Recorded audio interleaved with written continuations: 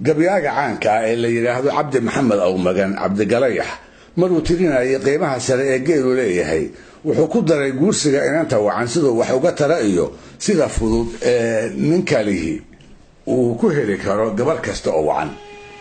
waa kiiraha wuxuu dumarka ugu maahayaa midabka weeyaane majaafada xun lama guursado iyo taan milgar ahayn adoo malanda oo guur in badan xila u meerayay gabar miigan oo culus haddaad milicsatood eegto asaad maxabadeedii qalbiga yaraha maan raacdo haddaad mudanihii aabbaheed madal ku weydiiso moodka iyo gabaatiga tolkaa lagu murweeyaaye hadduu kugu mucaarado inaad yarad muhiibsiiso wax mashaakil iyo ceeba waa malow la-aanteeda muraadkiisu wow sahal ninkii mooga foofsada ee goortaad madyaha keento iyo sidig madiixaysa in haddiiba meher kuugu dhici murallo weeyaane dabadeed makaan loo dhis iyo aqal marin weyne ayadaa martabadaas leh iyo muuna iyo khayre adaa nagu manaystaye allow mayha naga qaadin